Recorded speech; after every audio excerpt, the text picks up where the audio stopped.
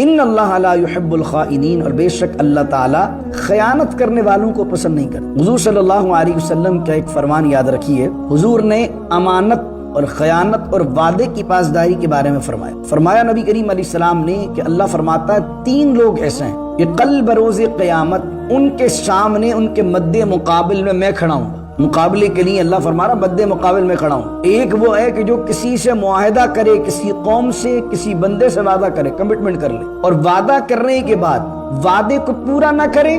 نبی کریم صلی اللہ علیہ وسلم فرماتے ہیں، اللہ فرماتے ہیں کل قیامت کا دن ہوگا اور اس کے سامنے میں کھڑا ہوں گا اور پوچھوں گا کہ بتا تو نے وعدے کو پورا کیوں نہیں کیا۔ حضور علیہ السلام فرماتے ہیں دوسرا وہ شخص ہے جو کسی آزاد آدمی کو بیچ دے، جو ہیومن ٹریفکنگ کہلاتی ہے، آزاد آدمی کو بیچ دے اور اس کی قیمت کھائے۔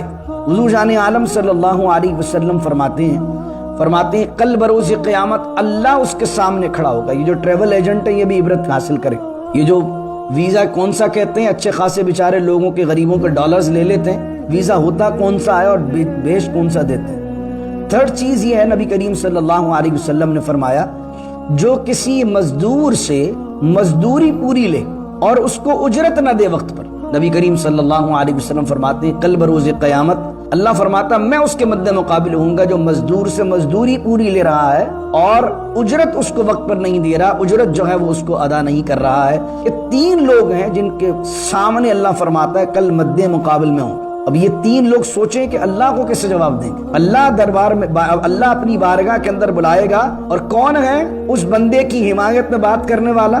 ان 3 مظلوموں کے بارے میں بات کرنے والا کون ہے؟ وہ بندے نہیں ہوں گے، ان مظلوموں کی حمایت کی بات کرنے والا کل بروز قیامت اللہ ہوگا۔ اللہ اکبر۔ فرمایا وَلَا يَحْسَبَنَّ الَّذِينَ كَفَرُوا سَبَقُوا لِي أَمْرِي وَاحْلُلْ عُقْدَةً مِّن لِّسَانِي يَفْقَهُوا قَوْلِي اللهم صل على سيدنا ومولانا محمد معدن الجود والکرم وآلہ وصحبہ وبارک وسلم۔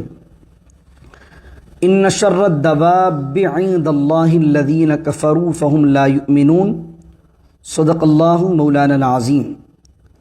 سورہ انفال کی آیت نمبر 55 ہے اور 10ویں سپارے کے 3رے رکوع کی آخری آیات کو ہم تلاوت کر رہے ہیں۔ اللہ رب العزت ارشاد فرماتا ہے کہ بے شک دواب بھی، میں نے کہا تھا آپ کو دابہ کا مطلب ہوتا ہے کوئی بھی جانور، اس کا جو پلورل آتا ہے وہ دواب آتا ہے۔ اللہ کہتا ہے جانوروں میں سب سے زیادہ اللہ کے نزدیک بدتر وہ لوگ ہیں الذین کفروا، جنہوں نے کفر کیا ہے، فہم لا یؤمنون، اور وہ ایمان لانے والے نہیں ہیں۔ سورہ اعراف کے اندر بھی آپ نے دیکھا تھا کہ اللہ تعالیٰ وہ انسان جو عقل و شعور رکھنے کے بعد بھی اللہ کو یا اللہ کے نبیوں کو نہ پہچانے، تو اللہ کے نزدیک پھر وہ انسان نہیں ہے، بلکہ وہ تو جانور کی طرح ہے۔ اور کہیں آیا کہ اولئک کالانعام بل ہم اضل، وہ تو جانوروں سے بھی بدتر ہے کہ جانور بھی اپنے مالک کا وفادار ہوتا ہے، اور انسان عقل و شعور ہونے کے بعد بھی اللہ کا انکار کرتا ہے، تو یہ تو جانور سے بھی بدتر ہے۔ پھر آگے فرمایا الذین عاہدت منہم ثم ینقضون عہدہم فی کل مرۃ وہم لا یتقون۔ اور میرے محبوب جب آپ ان سے کوئی معاہدہ کرتے ہیں، کوئی کمٹمنٹ کرتے ہیں، کسی چیز کا وعدہ اور عہد و پیمان کرتے ہیں، ثم ینقضون عہدہم فی کل مرہ، اللہ فرماتا ہے کہ یہ ہر مرتبہ اپنے وعدے کو توڑ دیتے ہیں، وہم لا یتقون، اور یہ وعدہ توڑنے سے اور خدا کے خوف سے ڈرتے نہیں ہیں۔ اس سے کون مراد ہے؟ نبی کریم صلی اللہ علیہ وسلم جب مدینۃ المنورہ آپ نے ہجرت فرمائی تو وہاں پر یہودیوں کے 2 قبیلے تھے، ایک کا نام تھا بنو قریظہ، ایک کا نام تھا بنو قینقاع۔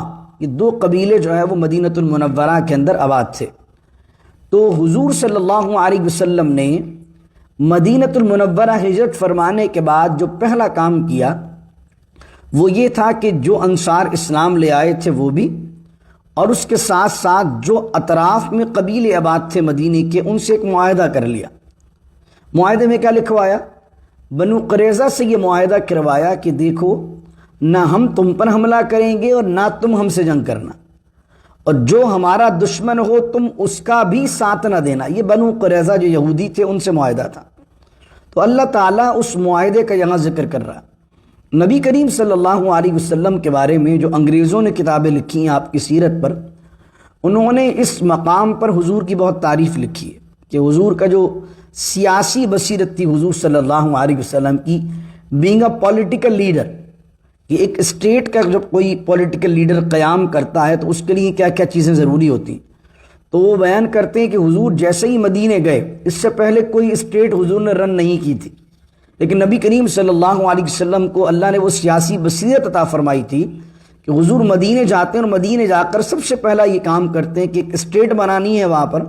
تو سب سے پہلے جو مخالفین بھی ہیں، جو اطراف میں جو اسلام نہیں لے کر آئے ہیں، بنو قریظہ، بنو قینقاع، حضور ان سے ایک معاہدہ کرتے ہیں، ٹریٹی بنواتے ہیں کہ ہم تم پر حملہ نہیں کریں گے، تم ہم پر حملہ نہیں کرنا. لیکن بنو قریظہ کیا کرتے ہیں؟ بنو قریظہ بدر میں آرمز جو ہیں، بدر کے اندر جو اسلحہ ہے وہ سپلائی کرتے ہیں مشرکین مکہ کو. اس کے علاوہ غزوہ خندق جب ہوا، غزوہ خندق کے اندر بھی آپ دیکھتے ہیں کہ وہاں پر بھی یہودی جو ہے وہ پشت پناہی کرتے ہیں مشرکین مکہ کی. پھر کعب بن اشرف جو یہودیوں کا ایک سردار تھا، وہ خط لکھتا ہے مشرکین مکہ کو اور کہتا ہے کہ تم ایسا کرو کہ باہر سے مدینۃ المنورہ پر اور مسلمانوں پر حملہ کرو اور ہم اندر سے مسلمانوں پر حملہ کریں گے. تو اللہ کہتا ہے الذین عاہدت منہم ثم ینقضون عہدہم فی کل مرۃ وہم لا یتقون. اے حبیب آپ ان سے معاہدہ کرتے ہیں، ثم ینقضون عہدہم فی کل مرہ، تو یہ ہر بار آپ سے کیے ہوئے عہد کو توڑ دیتے ہیں. وہم لا یتقون، اور یہ عہد کی پاسداری نہیں کرتے اور ڈرتے بھی نہیں ہیں عہد کو توڑنے سے. فَإِمَّا تَثْقَفَنَّهُمْ فِي الْحَرْبِ، تو ان میں سے کوئی بندہ جو عہد کو توڑ رہا ہے، یہ انفرادی نوعیت کی بات ہو رہی ہے. ایک انفرادی نوعیت یہ ہے کہ پورا قبیلے کے اندر سردار کہہ رہا ہے مجھے تو نہیں پتا کون خط لکھ رہا ہے، لیکن چند یہودی ہیں 4-5 وہ یہ سارا کام کر رہے ہیں. تو اب یقیناً ان کے قبیلے میں جا کر ان یہودیوں کو پکڑ کے نکال کر تو نہیں مار سکتے، کیونکہ معاہدہ ہے، مسلمانوں کو معاہدے کی پاسداری کرنی ہے. لیکن اگر وہ 2-4 جو یہودی ہیں اگر وہ مشرکین کے ساتھ مل کر تمہارے سامنے جنگ میں تمہیں مل جائیں، فَإِمَّا تَثْقَفَنَّهُمْ، تثقفنہم کا معنی پکڑو، جب تم پاؤ انہیں، فی الحربی کس میں؟ جنگ میں، حرب معنی جنگ میں پاؤ، فَشَرِّدْ بِهِمْ مَنْ خَلْفَهُمْ لَعَلَّهُمْ يَذَّكَّرُونَ، تو پھر ایسی مار انہیں مارو. یہ کون؟ جو عہد کی پاسداری نہیں کر رہا ہے اور جو غدار بن چکا ہے اور عہد کو توڑنے والا، یہ بندہ تمہیں مل جائے جنگ میں. تو اللہ کہہ رہا فَشَرِّدْ بِهِمْ، تو ان کو ایسی مار لگاؤ، ایسی سخت سزا دو، من خلفہم، کہ جو ان کے پیچھے جو ان کی ڈوریں ہلا رہے ہیں، جو ان کو بیک ہینڈ پر سپورٹ کر رہے ہیں، جیسے مشرکین مکہ ہیں، وہ جو ہے ان کو پیچھے ہاتھ لگائے ہوئے ہیں اور سپورٹ کر رہے ہیں، تو ایسی مار لگاؤ ان کی، ان کو پکڑ کے، من خلفہم کے جو پیچھے والے ہیں انہیں بھی سبق حاصل ہو جائے، وہ بھی پیچھے بھاگ جائیں. لعلہم یذکرون، تاکہ ایک بندے کو یا 2-4 بندے جو معاہدے کو توڑنے والے ہیں، جب مسلمان ان کو سخت سزا دیں گے تو لعلہم یذکرون، تاکہ وہ نصیحت حاصل کریں اس پٹائی سے. معاہدے کی جو خلاف ورزی ہے اسلام کے اندر بہت زیادہ اہم ہے. کمٹمنٹ جو ہے نا وہ کبھی بھی نہیں، آدمی زبان مسلمان دے دے تو کبھی بھی اس سے پیچھے نہ ہٹے. مسلمان کی زبان کی بڑی اہمیت ہے، مسلمان کے معاہدے کی بڑی اہمیت ہے. پھر آگے فرمایا وَإِمَّا تَخَافَنَّ مِن قَوْمٍ خِيَانَةً فَانبِذْ إِلَيْهِمْ عَلَى سَوَاءٍ إِنَّ اللَّهَ لَا يُحِبُّ الْخَائِنِينَ، اور اگر تمہیں خوف ہو کسی قوم سے خیانت کا، پہلے تو تھا 4-5 لوگ انڈیویجول بیسس پر اگر خیانت کر رہے ہیں، لیکن تم نے کسی پورے قبیلے سے معاہدہ کیا ہوا ہے، اور معاہدہ یہ کہ آپس میں لڑنا نہیں ہے، کسی بات پہ تمہاری کمٹمنٹ ہوئی ہوئی ہے، تو اے حبیب اگر آپ کو خوف ہو، اندیشہ ہو کسی قوم سے، کس چیز کا؟ خیانت کا، آپ کو لگ رہا ہو کہ وہ مشرکین سے مل گئے ہیں اور اب وہ خیانت کرنے والے ہیں اور عہد کی پاسداری نہیں کرنے والے ہیں اور مسلمانوں پر حملہ کرنے والے ہیں، تو اب مسلمانوں کو کیا چاہیے؟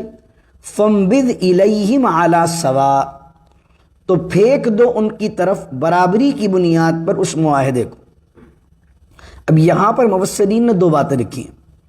مفسرین کہتے ہیں کہ ایک تو یہ ہے کہ تمہیں تخافنہ کا لفظ بتا رہا ہے کہ ابھی صرف تمہیں اندیشہ ہے، تمہیں لگ رہا ہے، کچھ رپورٹس تمہارے لوگوں نے بیان کی ہیں، دی ہیں آ کے، کہ فلاں فلاں قبیلے والے ان سے میٹنگز کر رہے ہیں اور تمہارے خلاف جو ہے وہ پورا ایک محاذ تیار کر رہے ہیں. ابھی تمہیں شور نہیں ہو، چند خبریں تمہارے پاس آئی ہیں اور تمہیں لگتا ہے کہ جناب معاہدے کی خلاف ورزی ہو رہی ہے، تو پہلے مسلمان حاکم کو کیا چاہیے؟ فَانبِذْ إِلَيْهِمْ عَلَىٰ سَوَاءٍ، آفیشلی یہ اناؤنس کر دے کہ آج سے تمہارا ہمارا معاہدہ ختم. لیکن اگر مشرکین کی طرف سے، کافروں کی طرف سے معاہدہ علی الاعلان ختم ہو جائے، تمہارا معاہدہ تھا اور انہوں نے علی الاعلان کہہ دیا کہ بھئی اب کوئی ہم تمہارے ساتھ معاہدہ رکھنا نہیں چاہتے، اور وہ علی الاعلان دشمن سے گٹھ جوڑ کر لیں، تو اگر علی الاعلان نہیں تھا، کھلم کھلا نہیں تھا، تو تمہیں بغیر بتائے حملہ کرنا کافروں پر بھی جائز نہیں. اور اگر علی الاعلان انہوں نے معاہدہ توڑا ہے تو اب بغیر بتائے حملہ کرنا جائز ہے. یہ دونوں چیزیں یاد رکھ لیجیے. فَانبِذْ إِلَيْهِمْ عَلَىٰ سَوَاءٍ، تو اگر ان کی طرف سے تمہیں اندیشہ ہو کہ وہ معاہدے میں خیانت کریں گے تو وہ معاہدہ اٹھا کر ان کی طرف پھینک دو. تم بھی پھر معاہدے کو کیوں اب چلا رہے ہو؟ اب یہ تو نہیں ہو سکتا کہ سامنے والے جو ہے وہ اپنے چیزوں پر عمل نہ کریں اور تم جو ہاتھ باندھ کے ان کے سامنے کھڑے رہو. معاہدہ ہوگا، صلح ہوگی تو برابری کی بنیاد پر ہوگی.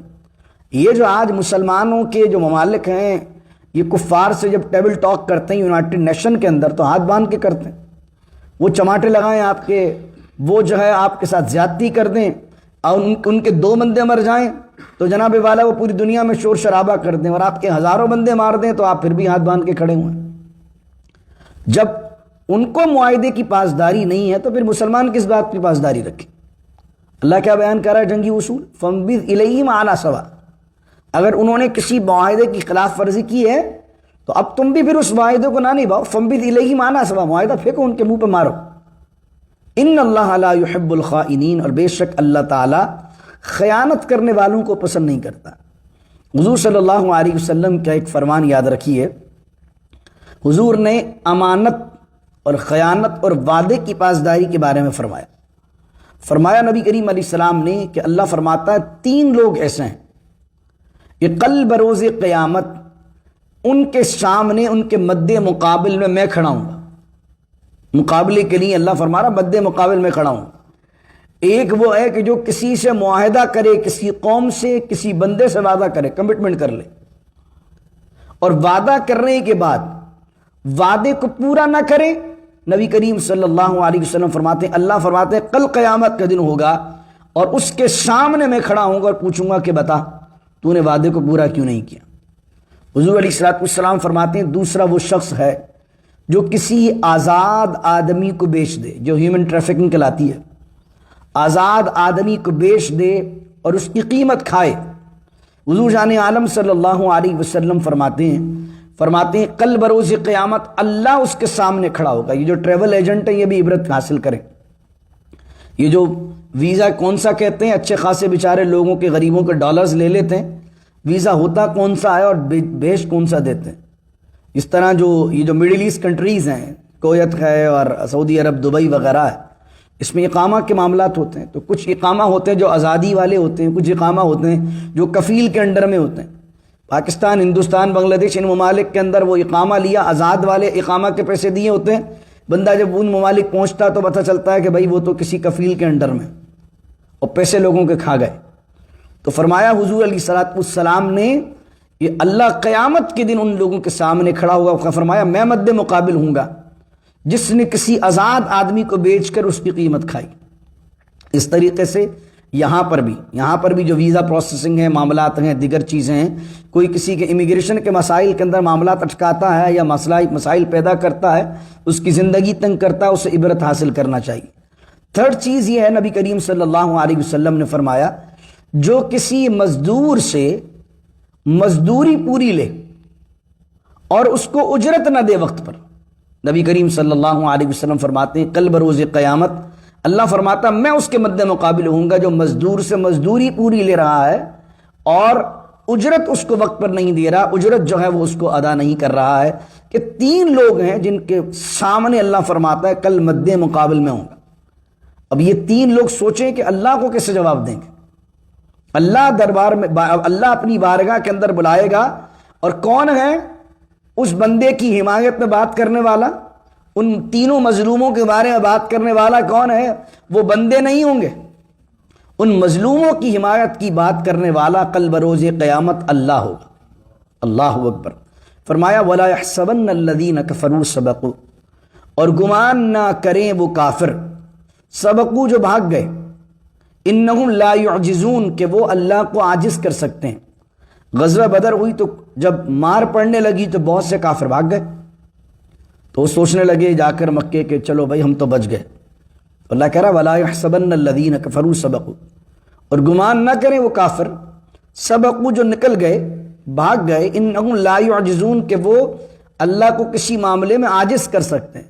آج بھی اللہ پکڑ سکتا ہے، کل بھی تمہیں اللہ پکڑ سکتا ہے۔ اللہ کی پکڑ جب آنی ہے تو اللہ کسی کو نہیں چھوڑے گا۔ وَلَا يَحْسَبَنَّ الَّذِينَ كَفَرُوا سَبَقُوا، اس کے تحت بڑی اچھی بات ایک مفسر نے لکھی ہے کہ یہ تو بات ہو رہی ہے جنگ کی، لیکن اللہ نے اگر کاروباری کوئی پریشانی تم پر ڈالی تھی، کوئی مصیبت تم پر ڈالی تھی اور تم بہت پریشان تھے ان دنوں میں، اللہ نے تمہیں ان چیزوں سے نکال دیا، اور اب تم پھر لوگوں کے ساتھ زیادتیاں کرنے لگ گئے ہو، اور پھر تم نے جو ہے اللہ کی نافرمانیاں کرنا شروع کر دی ہے، تو وَلَا يَحْسَبَنَّ الَّذِينَ كَفَرُوا سَبَقُوا، گمان نہ کرو کہ تم نکل گئے ہو، انہم لا يعجزون، کیونکہ تم اللہ کو عاجز نہیں کر سکتے۔ اللہ جب چاہے تم اپنی پکڑ میں لے لے، اللہ سے ڈرو، اللہ جب چاہے جس کو چاہے اپنی پکڑ میں سخت میں لے لے۔ پھر فرمایا وَأَعِدُّوا لَهُمْ، خوبصورت آیت، اور یہ مسلمان حکومتوں کو، اور کم از کم 55 سے 60 ممالک ہیں اسلامی، ان آیات سے ان کو سبق لینا چاہیے۔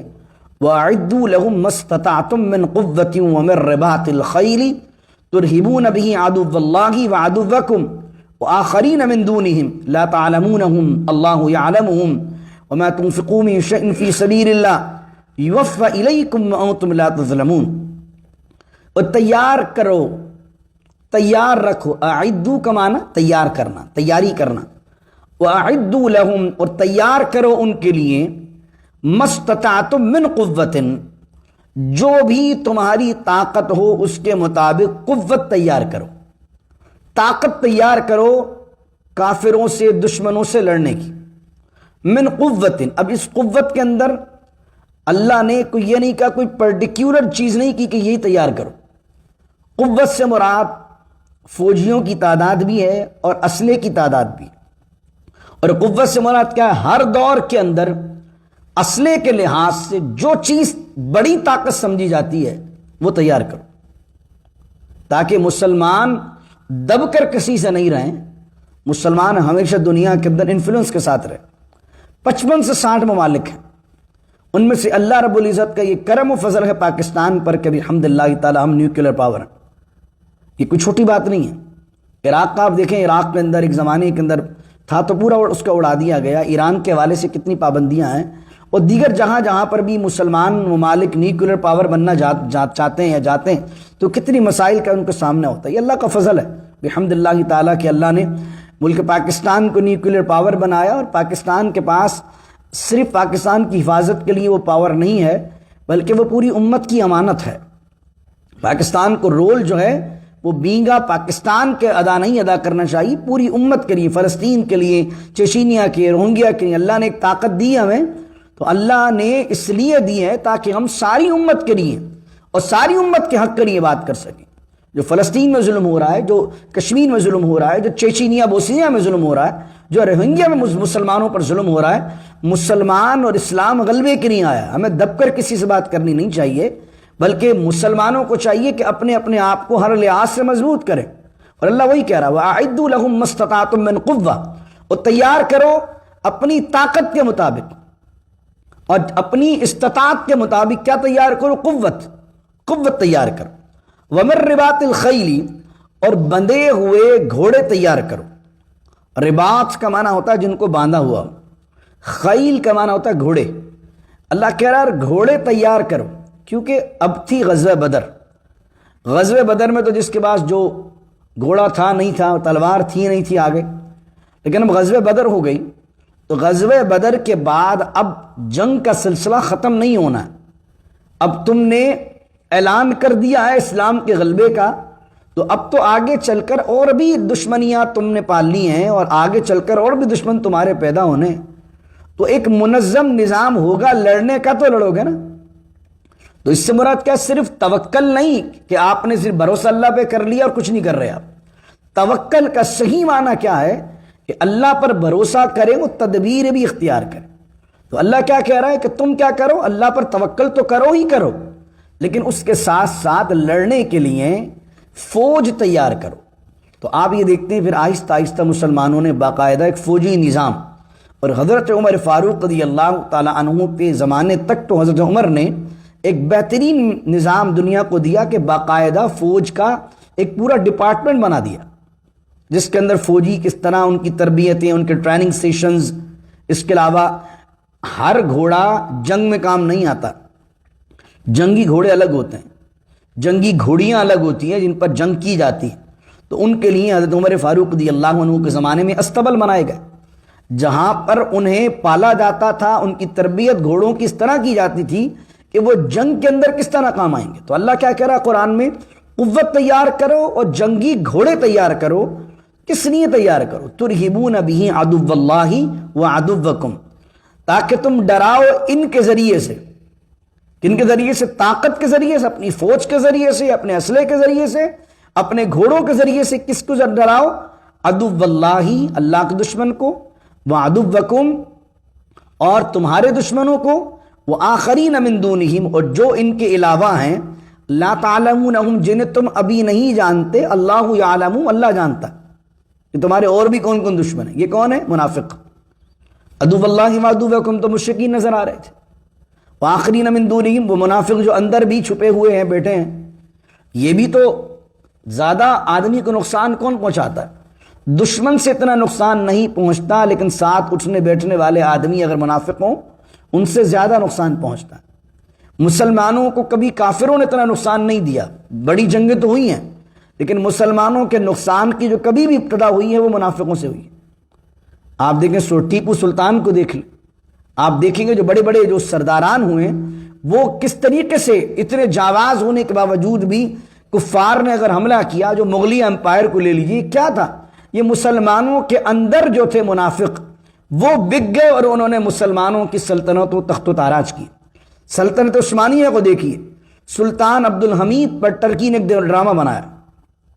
سلطان عبد الحمید خان، آج بھی آپ جائیے مسجد نبوی میں، تو وہ جو دار باب السلام سے آپ جب حضور کی بارگاہ میں سلام کرنے جاتے ہیں، تو وہ پنک کلر کا ایک گیٹ ہے، اس پر آج بھی لکھا ہوا سلطان عبد الحمید خان، جن لوگوں نے یہ خدمت انجام دی تھی۔ تو سلطان عبد الحمید خان پر جو پورا ڈرامہ پکچرائز کیا، اس میں یہ دکھایا گیا کہ کیا کیا، وہ کافر ہم پر اتنی جرت نہیں کر سکتے کہ وہ ڈائریکٹ ہم پر حملہ کر دیں۔ اللہ نے مسلمانوں کو وہ طاقت دی ہے۔ کل ہم جو درس سنیں گے آپ کو پتہ چلے گا کہ ایک مسلمان کتنے کافروں پر بھاری ہوتا ہے۔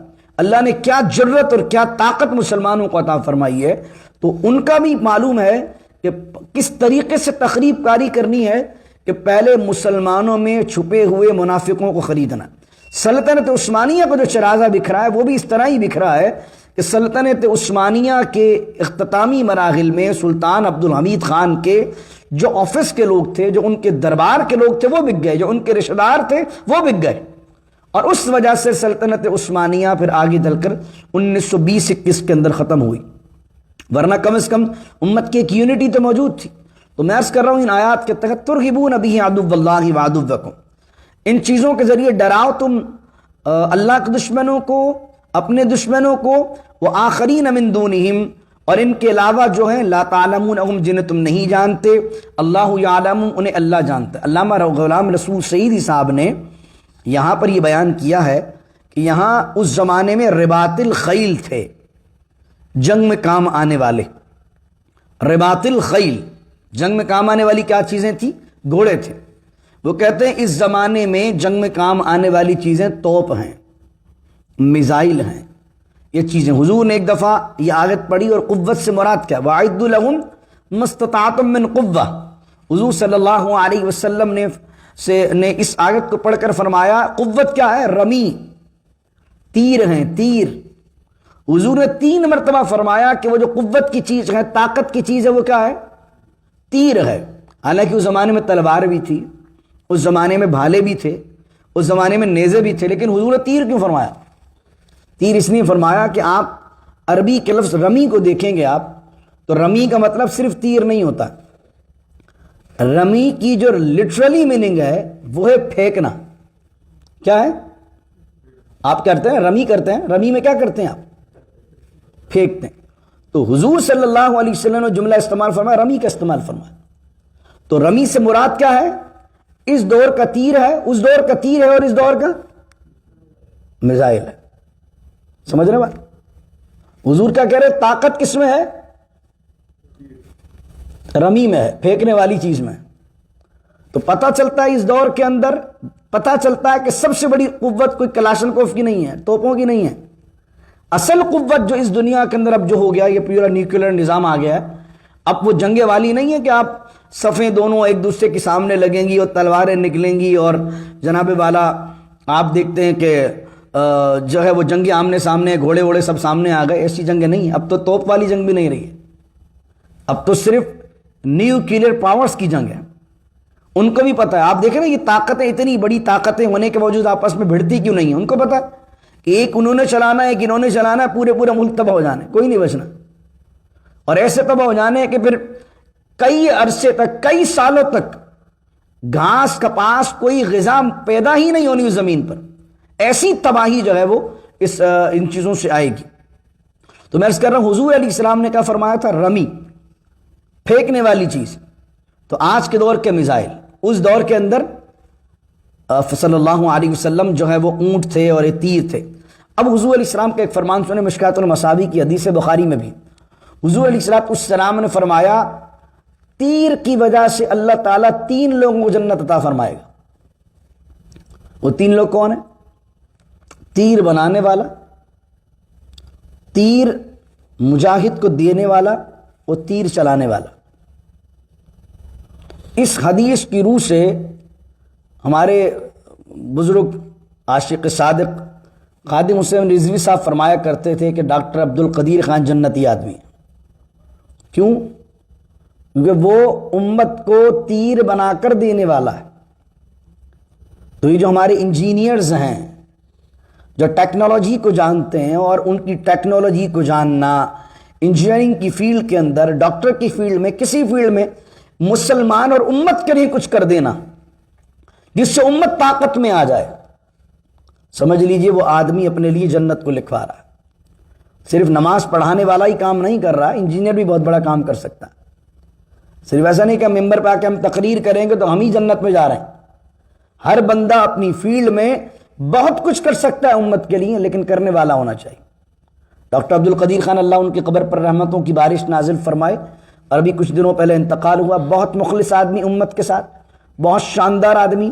ایک دفعہ جاوید چودھری کا میں نے ان کا پروگرام دیکھا تو جاوید چودھری کے ساتھ وہ بیٹھے ہوئے تھے، تو ان پر کچھ الزام یہ بھی تھے کہ جناب انہوں نے راز شیئر کیے ہیں ان چیزوں کے۔ تو جاوید چودھری نے کہا کہ ہم نے سنا ہے کہ آپ نے راز شیئر کیے ہیں۔ تو مجھے ابھی بھی یاد ہے، کافی سالوں پہلے، وہ چھوٹا تھا میں اس زمانے میں، ان کا انٹرویو میں نے دیکھا تھا، تو انہوں نے بوانگ دہل کہا، انہوں نے کہا کہ ہماری نزدیک صرف پاکستان کو مضبوط کرنا نہیں ہے، ہم چاہتے ہیں بحیثیت مسلمان پوری امت مضبوط ہو۔ تو میں نے اگر جہاں چاہا میری امت کو ضرورت پڑے گی، مسلمانوں کو ضرورت پڑے گی، جو اللہ نے مجھے صلاحیت و طاقت دی ہے، جو علم دیا ہے، میں مسلمانوں کو طاقتور کرنے کے لیے وہ تمام چیزیں بتاؤں گا۔ اللہ ان کی قبر پر رحمتوں کی بارش نازل فرمائے۔ تو میں عرض کر رہا تھا کہ قرآن کیا کہہ رہا ہے کہ تیار کرو ان طاقتوں کو۔ تو مسلمانوں کو چاہیے کہ غلبے کے لیے ان چیزوں کے اندر انٹرسٹ لیں، اور آپس کے اندر یہ جو مسلمانوں کے اتحاد کے، مسلمان ممالک کے معاملات بنے ہیں، اللہ رب العزت اتنی عقل و شعور ہمارے حکمرانوں کو دے کہ وہ قرآن پڑھیں، قرآن سمجھیں۔ دیکھیں قرآن پر آدمی چلے گا تو کبھی بھی مغلوب نہیں ہو سکتا۔ قرآن آپ کو غلبہ ہی سکھاتا ہے، قرآن آپ کو ایک اوپر ہاتھ رکھنا ہی سکھاتا ہے۔ پھر فرمایا وَمَا تُنْفِقُوا مِنْ شَيْءٍ فِي سَبِيلِ اللَّهِ۔ اب جب یہ چیزیں ہوں گی خرچہ بھی ہوگا، تو یقیناً توپ چاہیے، میزائل چاہیے، آرمی بنانی ہے۔ کسی ملک کے اندر ایک بہت بڑا بجٹ ہوتا ہے آرمی کا، وَمَا تُنْفِقُوا مِنْ شَيْءٍ فِي سَبِيلِ اللَّهِ۔ لیکن اگر اللہ کے دین کے غلبے کے لیے آپ یہ کام کر رہے ہو، خرچ کر رہے ہیں، قرآن کہتا ہے وما تنفقوا، جو تم خرچ کرتے ہو کسی بھی چیز کو، فی سبیل اللہ، اللہ کی راہ میں، یوفی الیکم، تو تمہیں اس کا پورا پورا بدلہ دیا جائے گا، وَأَنْتُمْ لَا تُظْلَمُونَ، اور تم پر ظلم نہیں کیا جائے گا۔ وَإِنْ جَنَحُوا لِلسَّلْمِ فَاجْنَحْ لَهَا وَتَوَكَّلْ عَلَى اللَّهِ إِنَّهُ هُوَ السَّمِيعُ الْعَلِيمُ۔ اور اے حبیب، ایک دفعہ تو یہ بتا دیا کہ بھائی لڑنے کی پوری اسٹریٹجی کیا ہونی چاہیے، اپنے آپ کو تیار رکھو، اب تم مضبوط ہو، لیکن سامنے والا تم سے وَإِنْ جَنَحُوا لِلسَّلْمِ، سلم مانے صلح، دشمن تمہارا صلح کی ٹیبل پہ آنا چاہتا ہے، وہ کہتا ہے مائل ہوتا ہے کہ بھئی صلح کر لیں۔ اب مسلمان کو کیا چاہیے؟ اب ایسا نہیں کہ وہ صلح چاہ رہا ہے اور تم بولو نہیں بھئی ہمارے پاس تو طاقت ہے، ہم تو چھوڑیں گے نہیں۔ صلح چاہتا ہے وَإِنْ جَنَحُوا لِلسَّلْمِ فَاجْنَحْ لَهَا، تو تم بھی صلح کرو۔ دیکھیں اسلام کا نظام کیا ہے، اگر وہ صلح چاہتے ہیں تو تم صلح کرو، لڑنا چاہتے ہیں تو پہلے اپنے آپ کو تیار کر لو لڑنے کے لیے، دبو نہیں کسی بھی لحاظ سے۔ ان کو کہو ہم بھی طریقے سے جینا چاہتے ہیں، تم بھی طریقے سے جیو، ہم بھی طریقے سے جیتے ہیں، لیکن ڈرامے بازی کرتے ہو، لڑتے ہو ہم سے تو آ جاؤ پھر۔ یہ ہونا چاہیے مزاج۔ وَإِنْ جَنَحُوا لِلسَّلْمِ فَاجْنَحْ لَهَا، اور اگر وہ صلح کی طرف مائل ہوتے تو اے میرے محبوب فجنا لہا، آپ جو ہے وہ صلح کر لیجیے۔ وَتَوَكَّلْ عَلَى اللَّهِ، اب حضور علیہ السلام کے ذہن میں یہ بات آئے اور حضور کو مخاطب کر کے ساری امت کو کہا جا رہا ہے، جب آپ ایک قوم نے دیکھ لیا کہ آپ طاقت میں آ گئے ہیں، آپ کی فوج اچھی ہے، آپ کے پاس نیوکلیر پاور ہے، آپ کے پاس یہ ساری چیزیں، تو ہو سکتا ہے کہ آپ سے وہ صلح کسی اور نیت سے کر رہا ہو، صلح کی اس کی نیت صلح کی نہیں ہو بلکہ آپ کے ملک میں گھس کر آپ کو کمزور کرنے کی ہو۔ تو اللہ کیا کہہ رہا ہے، کیا اس وقت صلح کرنی چاہیے کہ نہیں کرنی چاہیے؟ اللہ کہہ رہا ہے وَإِنْ جَنَحُوا لِلسَّلْمِ فَاجْنَحْ لَهَا، اے حبیب جب وہ صلح کی طرف مائل ہوں تو آپ بھی صلح کر لیں، وَتَوَكَّلْ عَلَى اللَّهِ، اور پھر اللہ پر بھروسہ کریں، إِنَّهُ هُوَ السَّمِيعُ الْعَلِيمُ، کہ بے شک اللہ تعالیٰ سننے والا ہے اور جاننے والا ہے۔ وَإِنْ يُرِيدُوا أَنْ يَخْدَعُوكَ، اور اگر وہ چاہتے ہیں کہ آپ کو دھوکہ دیں، آپ کو دھوکہ دے صلح کی آڑ میں، فَإِنَّ حَسْبَكَ اللَّهُ، تو اے میرے محبوب آپ کو اللہ کافی ہے، کوئی دھوکہ نہیں دے سکتا، اللہ کافی ہے آپ کو۔ هُوَ الَّذِي أَيَّدَكَ بِنَصْرِهِ وَبِالْمُؤْمِنِينَ، کہ وہی اللہ ہے کہ جو آپ کی تائید کرتا ہے، آپ کی نصرت کرتا ہے، مدد کرتا ہے، بِنَصْرِهِ، اپنی مدد کے ساتھ آپ کی تائید کرتا ہے، وَبِالْمُؤْمِنِينَ، اور آپ کی نصرت و تائید کرتا ہے ایمان والوں کے ساتھ، یعنی اللہ تعالیٰ آپ کی مدد فرما رہا ہے اپنی رحمت کے ساتھ بھی اور مومنین کے ساتھ بھی۔ تو کیا پتہ چلا، حضور صلی اللہ علیہ وسلم کو جو اللہ نے صحابہ بھی عطا فرمائے وہ ایسی شان والے تھے کہ اللہ نے اسلام کو قوت ان صحابہ کے ذریعے بخشی۔ وہی اللہ کہہ رہا هُوَ الَّذِي أَيَّدَكَ بِنَصْرِهِ وَبِالْمُؤْمِنِينَ، اور وہی اللہ ہے جو آپ کی تائید کرتا ہے اپنی نصرت کے ساتھ اور مومنین کے ساتھ۔ آج کے درس کی سیکنڈ لاسٹ آیت وَأَلَّفَ بَيْنَ قُلُوبِهِمْ، اور اللہ کہہ رہا ہے کہ ان اہل ایمان، اب صحابہ کی تعریف کر رہا ہے، اور جو صحابہ ہیں وہ بالمؤمنین، اور ایمان والے ہیں جو آپ کی تائید کر رہے ہیں، آپ کے لیے جان لٹانے کے لیے تیار ہیں۔ حضور صلی اللہ علیہ وسلم جیسے صحابہ کسی بھی نبی کریم صلی اللہ علیہ وسلم کے علاوہ کسی اور نبی کو میسر نہیں آئے۔ جیسے اللہ نے جاباز سپاہی اور جاباز لوگ میرے پیارے آقا صلی اللہ علیہ وسلم کو عطا فرمائے، ایسے اور صحابی دوسرے انبیاء کو عطا نہیں فرمائے۔ وہ تھے تو بہت قلیل تعداد میں تھے، حضور علیہ السلام کے صحابہ بڑی تعداد میں تھے۔ آپ کو میں نے سورہ مائدہ کے اندر بتایا تھا کہ جب حضرت موسیٰ علیہ السلام نے فرمایا کہ اللہ کہتا ہے کہ جاؤ جبارین سے لڑو، تو حضرت موسیٰ علیہ السلام کی قوم کے لوگوں نے کیا کہا تھا، فَاذْهَبْ أَنْتَ وَرَبُّكَ فَقَاتِلَا إِنَّا هَاهُنَا قَاعِدُونَ، آپ جائیں اور آپ کا رب جائے، ہم تو یہیں بیٹھے ہوں، ہم تو نہیں لڑیں گے۔ لیکن جب حضور نے غزوہ بدر سے پہلے تمام صحابہ کی میٹنگ کی اور میٹنگ کر کے کہا کہ بتاؤ کیا کرنا چاہیے، کیا رائے ہے تمہاری جنگ کرنے کے بارے میں، تو اب 8 گھوڑے ہیں، اسلحہ بھی نہیں ہے، لیکن ہمت دیکھیں حضرت مقداد کھڑے ہوتے ہیں۔ حضرت مقداد بن اسود اللہ ان کی قبر پر رحمت کی بارش نازل فرمائے، ان کے فیض سے ہم کو مالا مال کرے۔ حضرت مقداد کھڑے ہوئے کہنے لگے یا رسول اللہ، ہم موسیٰ علیہ السلام کی قوم نہیں ہیں جو ہم کہیں گے فَاذْهَبْ أَنْتَ وَرَبُّكَ فَقَاتِلَا إِنَّا هَاهُنَا قَاعِدُونَ، آپ جائیے، آپ کا رب جائے، آپ جا کر لڑیں، ہم آپ کے غلام ہیں، آپ کے آگے بھی کھڑے رہیں گے، آپ کے دائیں بھی کھڑے رہیں گے، آپ کے بائیں بھی کھڑے رہیں گے، ہم نہیں جائیں گے آپ کو چھوڑ کے۔ حضور صلی اللہ علیہ وسلم نے فرمایا اور رائے دو، یہ حضرت مقداد، حضرت عمر، حضرت ابو بکر، یہ تو مہاجرین میں سے تھے۔ حضور چاہتے تھے کہ انصار سے بھی کوئی رائے آئے. کیوں؟ کیونکہ انصار سے جو بیعت عقبہ ثانیہ تھے وہاں کمٹمنٹ یہ تھی کہ مدینے پر حملہ ہوگا تو انصار ساتھ دیں گے، آگے چل کر لڑنے کی ان سے معاہدہ نہیں تھا. تو حضور چاہ رہے تھے کہ انصار بھی کچھ بولیں. تو حضرت سعد بن عبادہ کھڑے ہوئے انصار کی طرف سے، سردار تھے. کہنے لگے حضور شاید آپ یہ چاہتے ہیں کہ انصاری اپنی کوئی رائے دیں. تو یا رسول اللہ صلی اللہ علیہ وسلم، ہم نے آپ کا کلمہ پڑھا ہے، آپ کے کہنے پر اللہ کو ایک مانا ہے. اگر خدا کی قسم آپ کہیں گے سمندروں میں اتر جاؤ تو آپ کے حکم پر سمندروں میں اتر جائیں گے. اللہ، یہ ہیں صحابہ کرام رضوان اللہ علیہ مجمعین جو اللہ نے شان والے ہمارے پیارے آقا صلی اللہ علیہ وسلم کو عطا فرمائے. وَأَلَّفَ بَيْنَ قُلُوبِهِمْ، اللہ کہتا کہ اللہ نے ان صحابہ کے درمیان آپس میں الفت کو ڈال دیا، محبت کو ڈال دیا. لَوْ أَنفَقْتَ مَا فِي الْأَرْضِ جَمِيعًا، اور اے میرے محبوب اگر آپ تمام دنیا کو خرچ بھی کر دیتے، تمام مال و دولت خرچ بھی کر دیتے، ما الفت بین قلوبہم، تب بھی ان کے دلوں میں از خود محبت کو پیدا نہیں کر سکتے تھے. کیوں؟ کیونکہ دو قبیلے تھے انصار کے، ایک اوس ایک خزرج. اوس و خزرج کے اندر لڑائیاں تھیں سالوں کی، دونوں انصاری تھے. اوس بھی اور خزرجی مدینے میں رہتے تھے، اور 3 سال پہلے ایک بہت بڑی جنگ ان کے اندر ہوئی تھی جس میں خزرج والے چاہ رہے تھے اوس کو ختم کر دیں، اوس والے چاہتے خزرج کو ختم کر دیں. لیکن حضور جب مائگریٹ کر کے مدینے آئے جھگڑے ختم ہو گئے، اور حضور صلی اللہ علیہ وسلم کے آنے کی وجہ سے وہ سالوں پر محیط لڑائیاں جو اوس و خزرج کے درمیان تھی، حضور صلی اللہ علیہ وسلم کی وجہ سے وہ لڑائیاں ختم ہوئیں اور اللہ نے ان دونوں کو آپس میں شیر و شکر کر دیا. تو اللہ کہہ رہا ہے ان میں ایسی لڑائیاں تھیں کہ اگر آپ پوری دنیا کا مال لے کر بھی ان کو آپس میں بانٹ دیتے جب بھی الفت پیدا نہیں ہوتی. ولیکن اللہ الف بینہم، لیکن اللہ ہے جس نے ان کے درمیان الفت اور محبت کو رکھ دیا. انہ عزیز حکیم، بے شک اللہ غالب ہے اور حکمت والا ہے.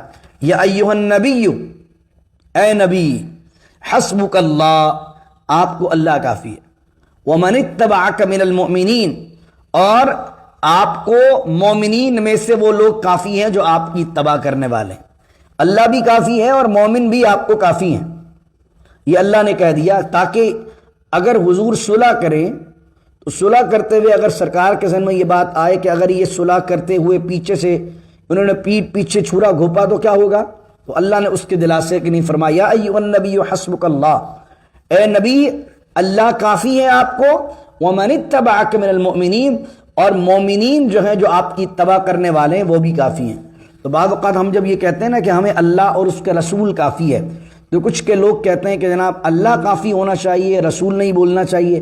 جب پہلے کچھ پوسٹرز تھے اس پہ لکھا ہوتا تھا ہمارے لیے اللہ اور اس کے رسول کافی ہے، تو کچھ لوگوں نے پوسٹر بنایا ہمارے لیے اللہ ہی کافی ہے. تو قرآن کی آیت کیا کہہ رہی ہے؟ اے حبیب آپ کے لیے اللہ بھی کافی ہے اور مومن بھی کافی ہیں. جب نبی کو یہ کہا جا رہا تو ایک امتی کی حیثیت سے اگر ہم یہ کہہ دیں ہمارے لیے اللہ بھی کافی ہے، اللہ کا رسول بھی کافی ہے، تو اس میں کیا حرج؟ تو دعا کیجیے اللہ رب العزت سے اللہ تعالیٰ مسلمانوں کو غلبہ نصیب فرمائے، اسلام کو غلبہ عطا فرمائے، اور مسلمانوں پر جہاں جہاں ظلم و ستم ہو رہا ہے اللہ تعالیٰ ظالموں پر مسلمانوں کو غلبہ نصیب فرمائے اور مسلمانوں کو ایک اجتماعی قوت عطا فرمائے، یونٹی عطا فرمائے. اسلام کے پرچم تلے، میرے آقا کی محبت کے پرچم تلے ہم سب کو شیر و شکر کر دے. اور ہمارے درمیان بھی جو الفت نہیں ہے، اب تو دیکھیں نا ہر شخص آپس میں بھائی بھائی کا نہیں، ایسی بے چینی کی فضا اس دور میں ہے. آج ماں باپ کی اولاد نہیں ہے، اولاد کے ماں باپ نہیں ہیں، ہر شخص اپنی نفسہ نفسی میں ہے. بیوی شوہر کے ساتھ مخلص نہیں ہے، شوہر بچوں کے ساتھ مخلص نہیں ہے، بیوی کا اتنا نفسہ نفسی کا عالم ہے. تو دعا کریں اللہ رب العزت سے وَأَلَّفَ بَيْنَ قُلُوبِهِمْ. اللہ رب العزت جو ہے مقلب القلوب بھی ہے اور مؤلف القلوب بھی ہے. مقلب القلوب دلوں کو بدلنے والا، مؤلف القلوب دلوں میں الفت ڈالنے والا. تو اگر دلوں کے اندر رنجشیں ہیں، نفرتیں ہیں، اللہ تعالیٰ ان نفرتوں کو دور کر دے اور اپنے مسلمان بھائیوں کے لیے آپس میں ہمیں شیر و شکر کر دے اور حضور صلی اللہ علیہ وسلم کی غلامی پر ہم سب کو جمع کر دے. بسم اللہ الرحمن الرحیم. الحمدللہ رب العالمین والصلاة والسلام علی اشرف الانبیاء والمرسلین. ربنا ظلمنا انفسنا وان لم تغفر لنا وترحمنا لنکونن من الخاسرین. رب اجعلنی مقيم الصلاة ومن ذريتي ربنا وتقبل دعاء ربنا اغفر لي ولوالدي وللمؤمنين يوم يقوم الحساب. ہمارے بھائی نے دعا کے لیے کہا ان کے دوست شدید بیمار ہیں، ایک بچی بیمار ہے، ان کے لیے کہا مالک کریم سب بیماروں کو اپنے قرآن کی عظمت کے صدقے سے، یہ قرآن شفا ہے، سب بیماروں کو شفائے کاملہ عطا فرما، شفائے کلی عطا فرما. ربنا هب لنا من ازواجنا وذرياتنا قرة اعین واجعلنا للمتقین اماما. ان اللہ وملائکتہ یصلون علی النبی یا ایھا الذین آمنوا صلوا علیہ وسلموا تسلیما. اللہم صل علی سیدنا ومولانا محمد معدن الجود والکرم وآلہ وصحبہ وبارک وسلم. سبحان ربک رب العزة عما یصفون وسلام علی المرسلین والحمد للہ رب العالمین. لا الہ الا اللہ محمد الرسول اللہ صلی اللہ علیہ وسلم.